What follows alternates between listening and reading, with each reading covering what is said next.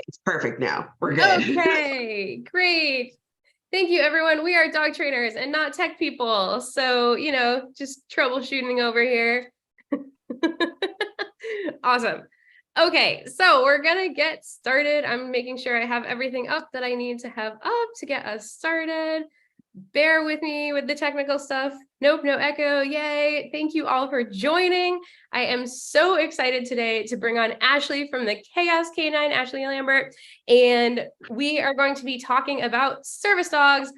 Specifically, we're going to be touching on teamwork with our service dogs. And so I wanted to bring Ashley on because I saw some of her social media and it was so fabulous. I had to have her on and figure out how to use Zoom and YouTube together somewhat successfully to do so. So, Ashley, do you want to introduce yourself so everyone knows who you are? Okay, so I'm Ashley. And I've actually been dog training for a few years. I started dog training when I was younger. My dogs actually just started to have a party back there. The entire time they were quiet. I know you're live. They were silent the whole time. They were. Yeah, I've been training for over 20 years now. I started when I was very young, and I kind of really just steamrolled into it. I went pretty crazy because I started working with, in rescues after I started training puppies. And so I kind of went a little hard right off the bat. And then I kind of worked my way into doing sports. And after sports, I made my way into service dogs. Awesome. Yeah, I think that's the journey of a lot of trainers is like, we got a dog, we'll do some interesting stuff. Let's do sports. Oh, and now let's do the service dog thing. Yeah, I think that's a lot. If you don't get that really reactive dog and then go into complex reactivity as your right. Okay, so talking about service dogs, if you had to think of something that people would forget when they first get their service dog, when we're talking about teamwork stuff, what's a bit of advice or some information that someone needs to know who just is getting their first service dog prospect? Okay, so especially if you're getting a prospect as a puppy, there's differences when you adopt adult dogs with solid tempers, but even in those cases, you are the dog's teacher first. The dog isn't in that stage yet where it has this, obligation to you because it's just learning what its job is. And I think that is something that a lot of handlers forget is because they're thinking of this dog as a service dog, right? They're like, oh, this is what this is for. And they get really, really stuck on that, and it's just it's almost anxiety inducing for some of them. And relax. This is the part where you're teaching, not where they're supposed to be perfect. Yeah. I think that's so true. People are asked what's the first thing I should teach my service dog? And it's to enjoy learning, to be comfortable with you and in its own skin. There's not a huge difference with these very young dogs between what we're doing if we want a really nice pet dog and what we're doing with the service dog is we're letting them explore their personality, get them hooked on learning and letting them grow up. Exactly. And the thing about it is that doing that also allows you to build certain skills that you're going to need when the dog is actively being a service dog. But they do have to mature first. That would be like me asking my 3-year-old to be a professional artist when I got it as a puppy. Yeah. Yeah. And that service dog burnout is real. And I think it's really hard because on social media, people see trainers who have the capacity to spend a lot of time with their dog and trainers like you and I who are obsessed with skill building and, doing fun stuff with our dogs. The average person does not have the time or bandwidth to be able to do, which is, I might do 5 or 6 training sessions in a day that are a few minutes long. So I can get behavior real quick, but that's not what I care about when the puppy is young. What I care about is building that relationship and making them comfortable with themselves. Right, exactly. And there's nothing better than a confident service dog, a dog that is sure of itself when it's working. So the act of forgetting about all the service dog stuff at first and just sort of building that relationship, building them up, it makes it so that it's much easier and they don't burn out as quickly. Yeah. Yep. Yeah. And for me, you know, a little off topic, but for me, body awareness is everything. Like if you're just like with people, right? If you're comfortable in your body and how it functions, your dog becomes comfortable. Like if you can teach your dog, how do I move my hind end? How do I move this independently? They become more comfortable on things like stairs and surfaces that they wouldn't, you know, necessarily just be on their own if they don't know how to use their body appropriately. No, I completely agree with that. And I also think that sometimes, uh, especially new handlers sometimes forget like there's skills in handling a dog, like there's mechanics. And Yeah. sometimes putting yourself through that education before you even get the dog is probably a Yes. really good idea.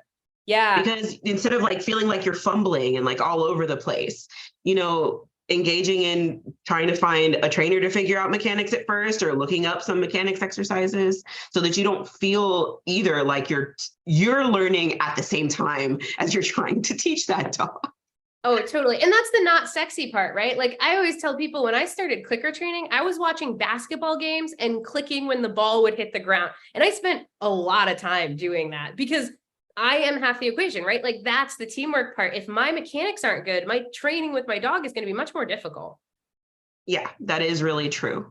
Because even if you get the dog from a trainer, right? You're talking about getting a dog from a trainer, trainers that we live mechanics. Like that's all we know now. We don't even know how to move with like we can just look nowhere and just yeah, I got it, you know. Yes, So yeah. if your dog's been with us for the past who knows how many months or whatever, if we did some puppy raising for you, or if you know you haven't developed that skill level, it can be really hard. You have a young puppy, there's more mistakes that can happen, you know, and you put more stress on yourself. So making sure that you're prepared as half of the equation before, you know, you get started. Yeah, I think you're totally correct. I did a video on leash skills that I put out and it didn't do very well. You know why? Mechanics aren't sexy. Like people don't want to do that. But it was leash skills for humans, not for dogs. And it's like Right. that stuff it really matters. And you know, sometimes even getting your hands, you know, a lot of people want to get a service dog prospect so they can start their journey. Take what you have now, take the dog that you have now and practice all of your stuff on your pet dog so that you get better and better at your skills because practice does make you better at those things, you know? Absolutely. And it's consistent. It's almost like doing foundations for a sport when you practice your mechanics. You're because it is a lifestyle change on top of it. Having a service dog is a lifestyle change. So you have to kind of build those team skills. And as we just said, the person is kind of the important part there. Yeah. Yeah. Yeah. And I think the more people can get that education under their belt before the prospect comes, the better, you know, reading books, looking at, you know, YouTube videos, that kind of stuff. Because, you know, in horses, I did horses for a while. You don't put a green rider on a green horse, right? Like you don't put an inexperienced person with an inexperienced horse. And we do that all the time with service dogs. Yes. So the more skills you can build before you get that dog, or if you've already got your dog, starting to focus on that. Right. Can be really helpful. And also don't feel embarrassed that that's a thing. Don't feel embarrassed about the fact that, you know, you're not someone who's got all of these mechanic skills. That everybody had to start somewhere. Someone looked like a goofy goober once or twice before we got to looking like we know what we're doing. Yeah, I once had to train a guide dog on my right-hand side, and guide dogs are trained on the left-hand side. You would think I'd never use my right hand to treat a dog in my life because it made my brain backwards, right? Like I do everything on the left, you switch to the other side, and I'm like a novice again because those neural pathways. And, you know, trainers also make mistakes. Trainers also have to practice this stuff. You know, nobody gets away with just magically becoming great at this. Right. It's a process, essentially. We do a lot of work. Yeah. So you sent me some really awesome video of a young dog that you're working with. I'm going to try and share my screen and pull it up and maybe we can take a little look at that and talk through it a little bit. Yeah, absolutely. Okay, let's see if I can make that happen. All right. Do you see it on your end? I definitely do. Okay. I'm just going to make sure that it's showing up on YouTube.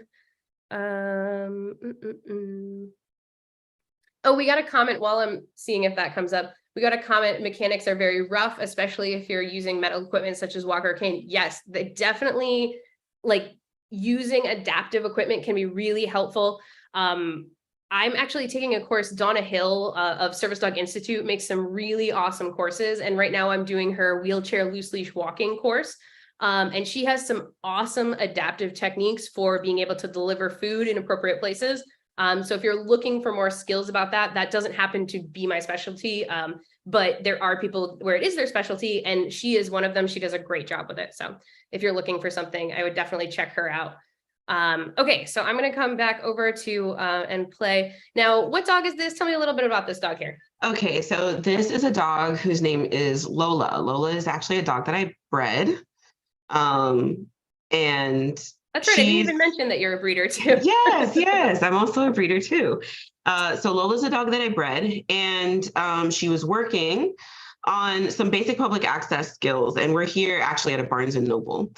And at this Barnes and Noble is pet friendly. This one specifically is as well. So it wasn't a non-pet friendly store, because we are working a little bit on just her being a little bit more, I would say, confident, and offering a lot of behaviors that are supposed to go with, being out in public. We were doing advanced public access, what I refer to as advanced public access training, not just the little puppy stuff anymore.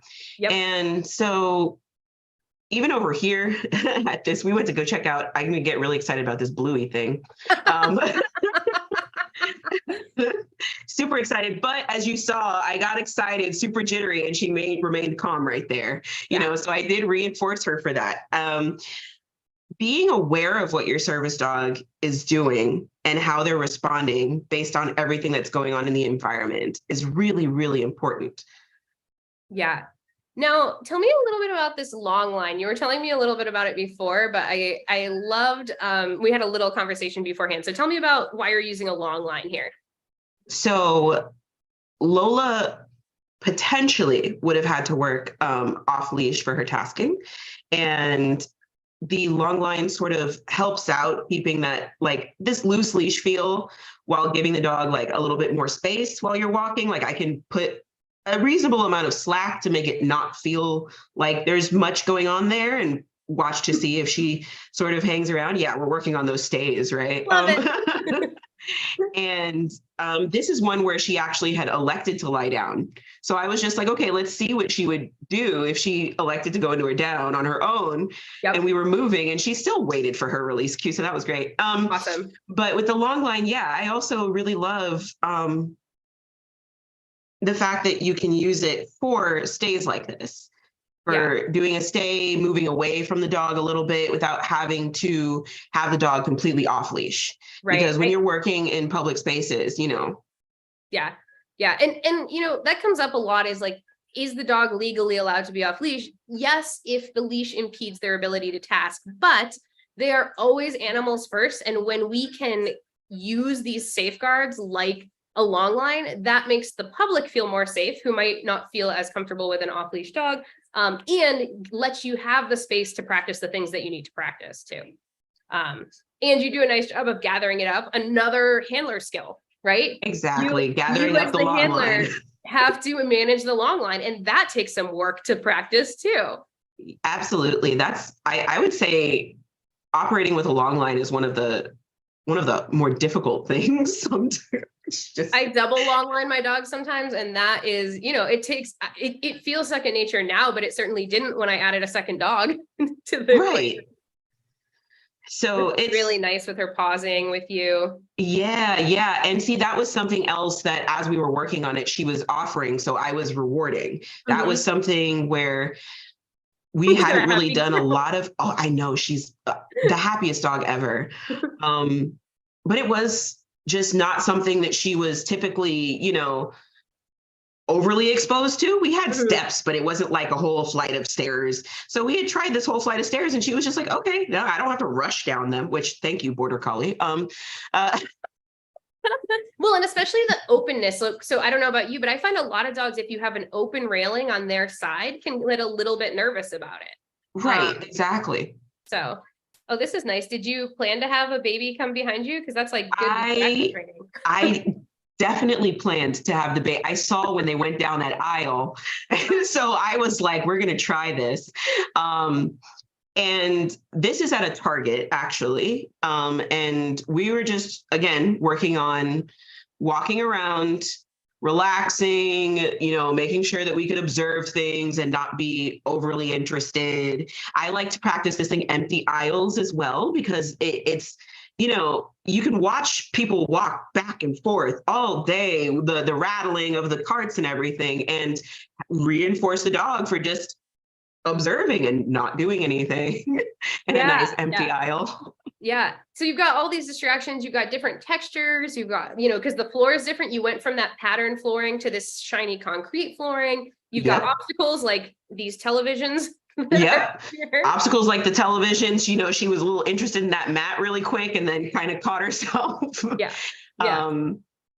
So this to me is, I like working the dog in an environment and then just sort of allowing them to show me what they do. I don't really micromanage when I train.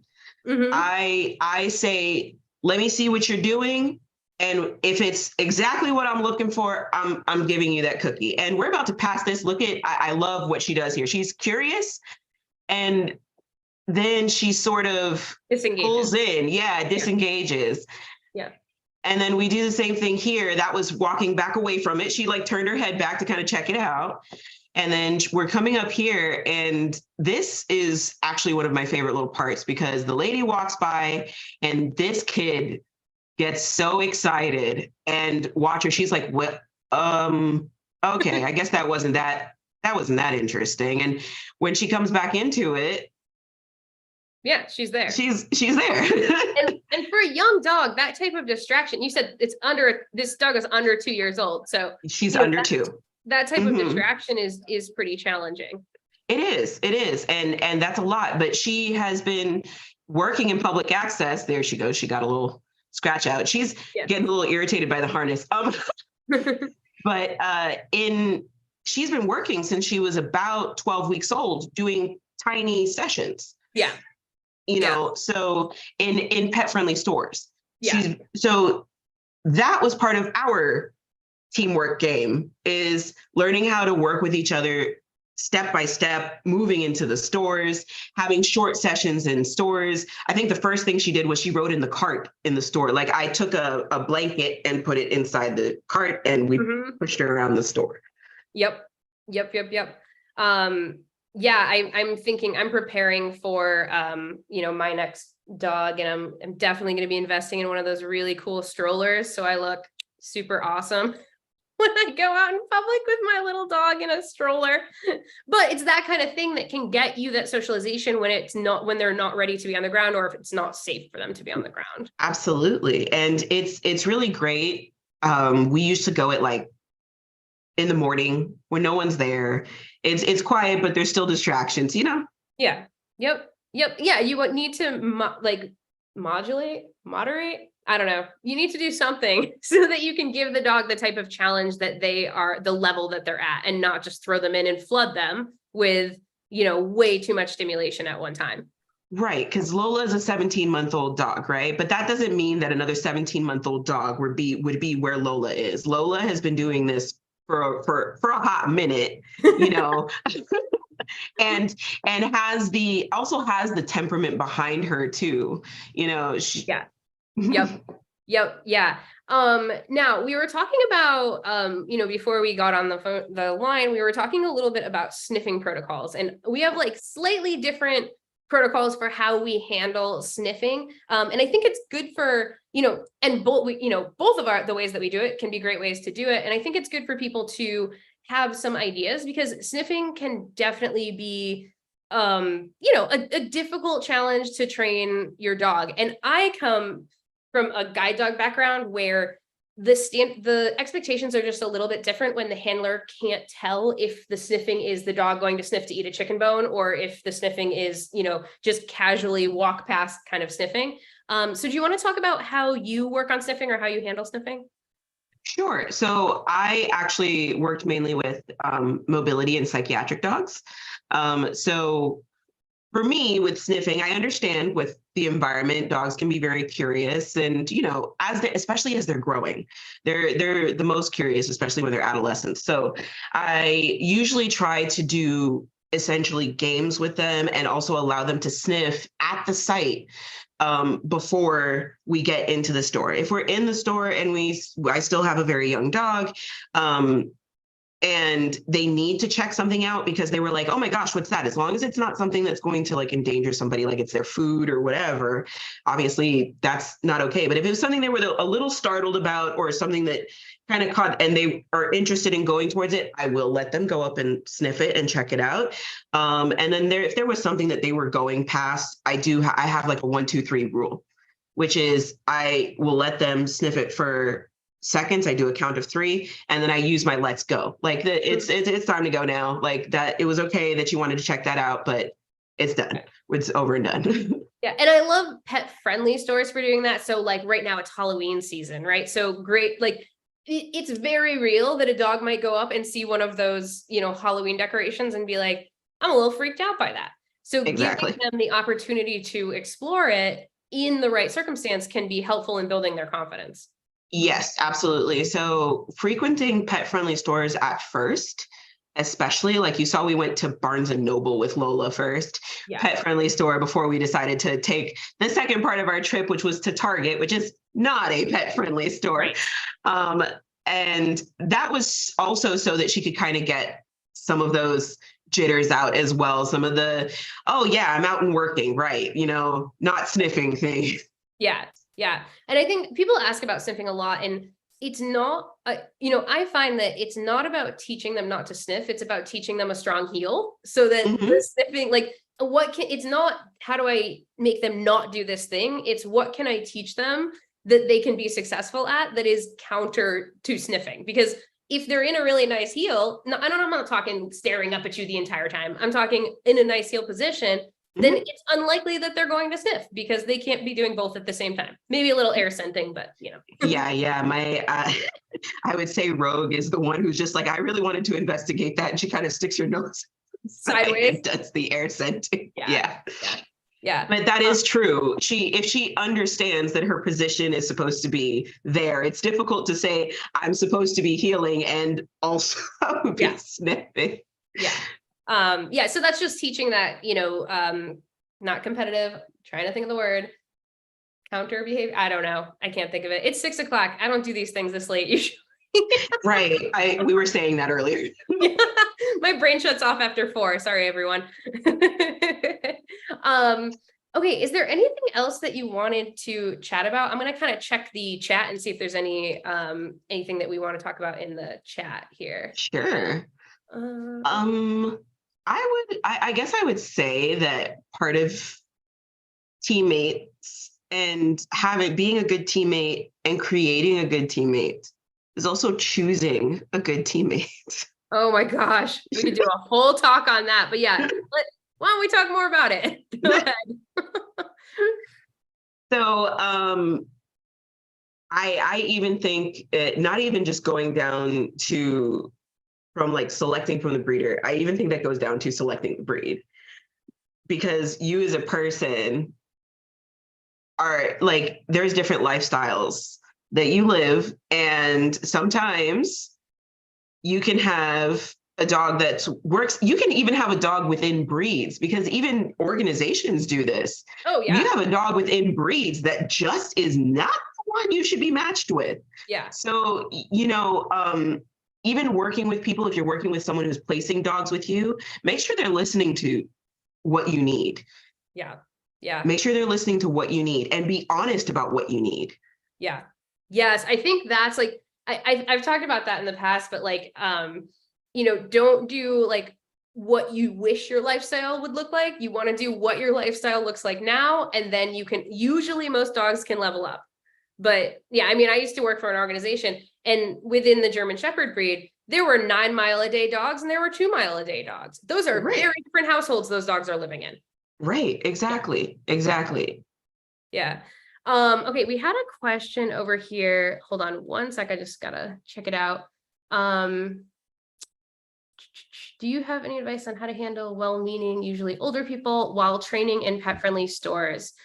Yes, I do, but why don't you take this one, Ashley, and then I will. Okay.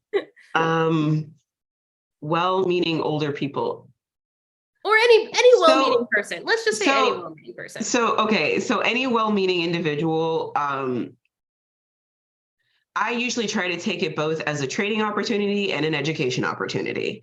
If I do not have the spoons for the education opportunity, I'll go for the training opportunity and calmly just say, they're in training, pretty please, give us some space, or I appreciate, I appreciate it. Thank you. Things like that. So yeah, I try to take that approach. If I don't have spoons, I'm just gonna, training opportunity. Training opportunity. Yeah, I think like it really depends the situation, but sometimes I'll just be like, oh, I'm sorry, we're training. And then I change direction and walk away. But sometimes I'm like, I'm down for educating people, especially if it's a good opportunity for the dog. But my first priority is the dog. I'm looking at this question and they say they're afraid of being rude. That is something that you might start to have to get over as a service dog handler is, sometimes people are going to be coming into your personal space. You're going to have to tell them to get out of your personal space. Being rude, you're probably never going to see this person again. Don't be a jerk, but saying, oh, I'm so sorry, I'm working, and then moving away is that's not rude. That's you putting your dog first if your dog can't handle that conversation. Right. We're not responsible for other people's emotions. That's a very big thing to remember. Please remember that even us as we're disabled. We already have too much going on, and we should not put ourselves in a situation where we feel responsible for other people's emotions, despite how polite we are trying to be. If we go forward and that person honestly has an issue with it, you weren't rude. They've got an issue at that point, and you just kind of go on about your day. It's better for you and your dog, who is your medical equipment, who is, or your destined medical equipment, as it were, to be able to get through your training successfully. You're not supposed to satisfy that person's emotions. Yeah. Yep. I totally agree. I think that's a really, really good point. So another question here. Advice on working public access with barky, excited dogs. For me, I wouldn't be working anywhere that's not pet friendly when I have a barky, excited dog. That's a dog that's not ready for places that aren't pet friendly for me. And I'm a big pattern game fan. I would be doing a ton of pattern games with that dog and engage, disengage, to get them more comfortable being able to ignore things. But, Ashley, what's your take on that?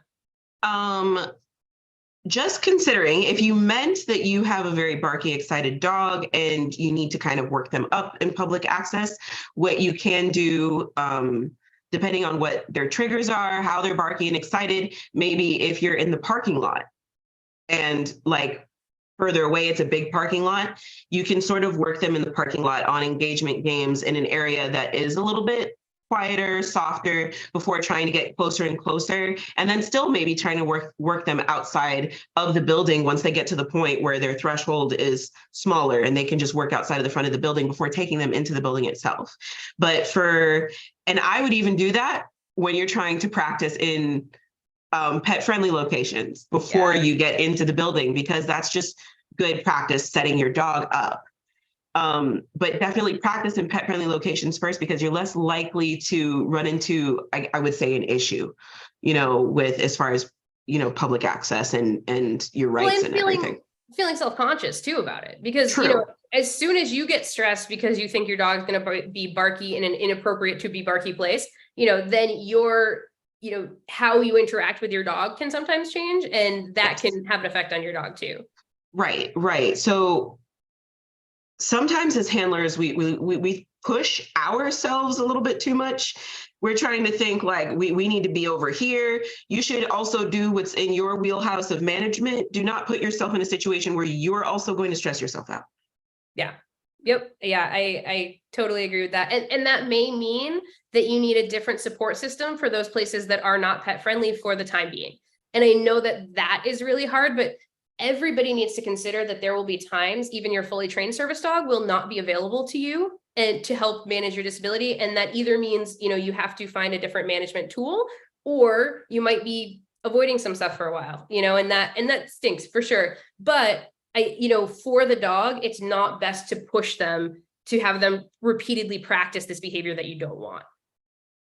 Yeah. Exactly. And it's like, don't push the dog and don't push yourself. Your mental health matters, and so does the dog's. Yep. Yeah, for sure. I think that's super important. Okay, so anything else? Do you want to, you know what I was going to mention to you, for pattern games, just so people have, a thing to think about when they're going out of the store. For me, when I take a dog out of the car, my personal dog, I have a pattern of behaviors that they go through before they ever go into harness or go into vest and go into the store. And when they're capable of doing those pattern games, so some Leslie McDivitt games, some up down game, some, figure eight walking, when they're capable of focusing on me for those, then we're ready to go into the store. And it takes an extra 2 minutes. I have to show up a few minutes early to get it done. But the dog then tells me that they're ready, instead of me putting them in a situation where maybe, they're just not warmed up, right? Like, just like an athlete, they need to get warmed up.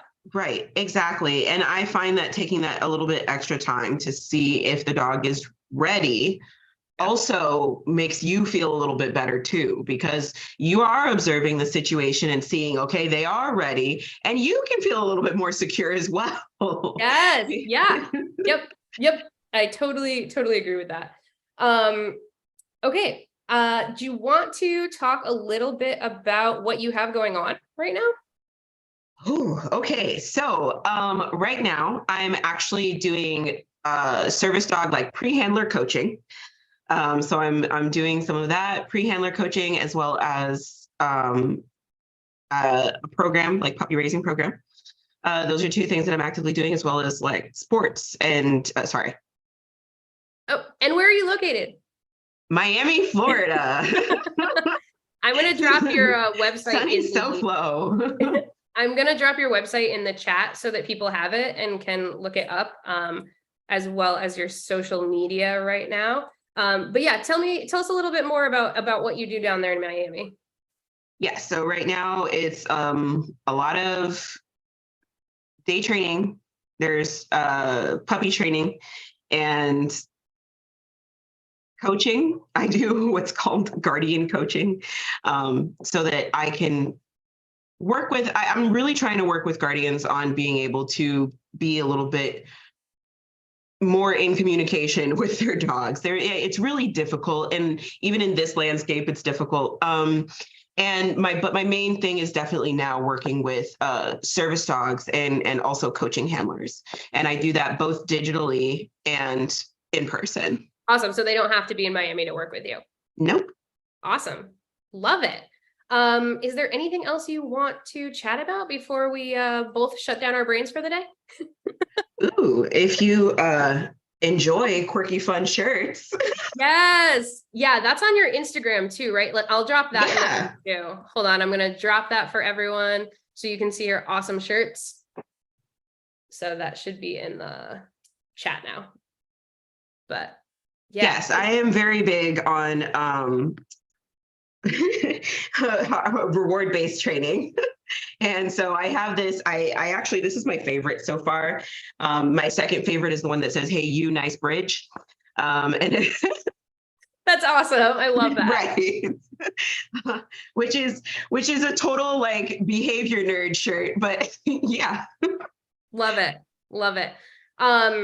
Awesome. Okay. And I'm going to plug one thing while I'm on here with everyone too. If you haven't gone to doggyu.com, I have a free course that I just made. I just dropped that. Oh, I did it wrong apparently. But I have a free course that I have out now. You can, if you go to doggyu.com and you sign up for the newsletter, and it's all about positive reinforcement training methods. So learning the different ways that you can train your dog. So if you've been listening to this and you're like, those are some things I haven't learned about yet, that might be a good course for you. And like I said, it's absolutely free for you to check out. So awesome. Okay. Thank you so much, Ashley, for being on here. I encourage Absolutely. everyone to go on her social media, watch her reels. She is fantastic. And yeah, check out what she's doing over on social media. Cool. Awesome. Thank you for being here. I appreciate it.